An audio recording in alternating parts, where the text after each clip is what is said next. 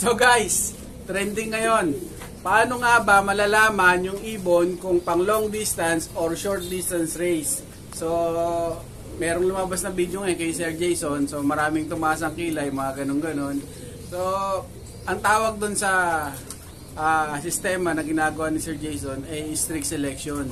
Yun yung talagang pamantayan nila na dapat ganito yung mga ibon na ikakarera ko sa race. Pero hindi siya yung pangkalahatan na sasabihin na gano'n na lahat. So, yung selection ni Sir Jason, irespeto natin yung sistema nila sa pagkakalapati dahil mga veterans yung mga yan at talagang may mga pinatunayan. So, yung respeto sa pagkakalapati, sa pagiging kalapatids natin, so nandun pa rin. Pero tingin ko, hindi lang naaangkop para sa lahat yung ganong sistema. So kila Sir Jason yun ang sistema nila. So stricto talaga sila pagdating sa selection ng ibon. Dapat balance talaga dahil yun yung selection nila para sa mga pang-race nila o mga ibon nila. So kagaya natin mga ibon na paano nga ba ako yung sistema ko, paano ko ba titignan yung ibon na pang long distance at saka short distance or middle distance bird. Pero bago yan, hinawakan ko lahat yung mga ibon ko. Hinawakan ko lahat yung mga champion birds ko.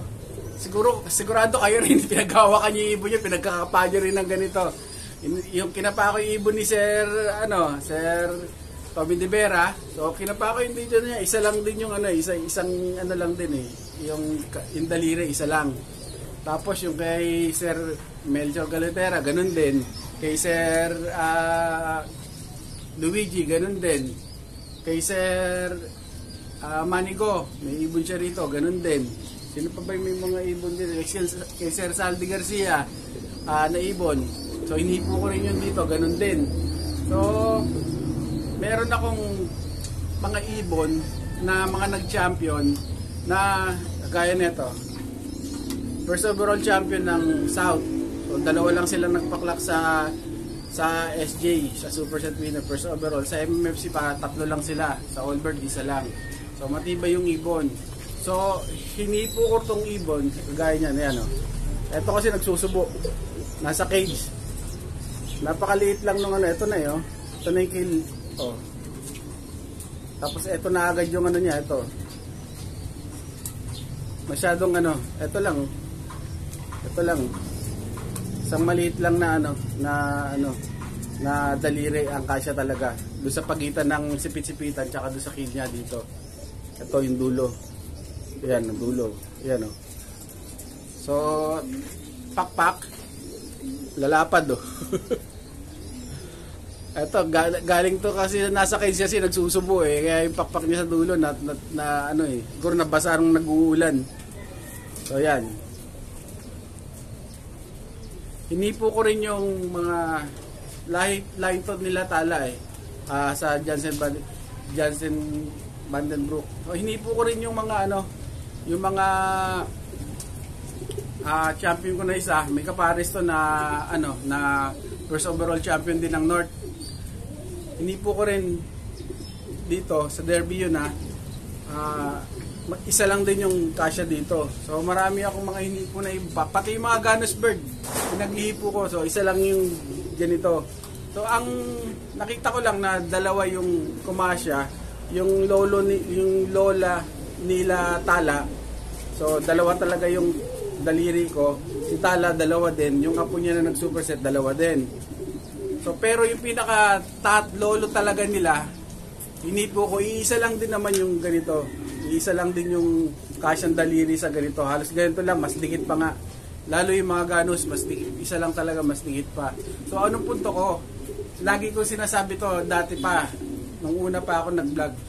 Sinasabi ko lagi, hindi, pag masyado ka maraming alam sa pag-iibon, minsan, mas lalong sumisikip yung mundo natin. Mas lalong maraming hindi dapat. Hindi ganito, dapat ganito, dapat ganon. So, iba-ibang player, iba-iba yung karakteristik na gusto nila sa ibon. So, respeto natin yon. So, ako kasi wala ako tinitignan talaga lahat sa ibon. So performance ang tinitignan ko sa kanila. So paano nyo nga ba malalaman kung long distance bird o middle distance bird ang ibon nyo? So ilipad lang natin. Marami kasing doon natin kasi malalaman kung talagang kung talagang lalo pag nag-acquire ka ng ibon. Sa kagaya ko na matagal ko nang hawak yung mga ibon na yan. So alam ko na kung ano yung lipad nila, kung hanggang saan sila magaling at hanggang saan yung kaya nila. So magagawa mo lang pag matagal mo nang hawak yung mga ibon na bloodline na hawak mo. So ito. Tapos yung isang first overall champion, at halos karamihan iisa lang yung yung daliri na pwedeng magkasya. So observation ko lagi, ang lagi ko nga sinasabi, kung meron ka bang ibon na hindi pumasok dun sa qualification ng ibang fancier, ikakalmo na ba? O kung meron ka bang ibon na hindi talaga balanse o hindi ikakalmo na ba? Hindi mo na ba ililipad? So tingin ko diyan sa mga kalapatids natin na yan, marami humahawak ng ibon nila. So alam ko sa inyo, alam nyo na hindi ganito yung basihan para sa lahat. So kay Sir Jason, yun ang basihan talaga niya kasi yun yung yung karanasan niya. So respeto natin yung yung pamamaraan nila ng selection. So strict selection yun.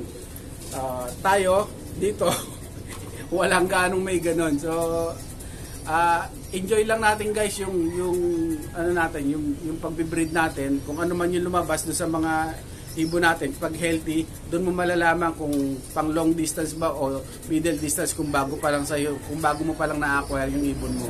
So malalaman mo rin yan doon sa may-ari. Itanong mo sa kanya kasi sila yung nakakaalam talaga nung pinagbilahan mo.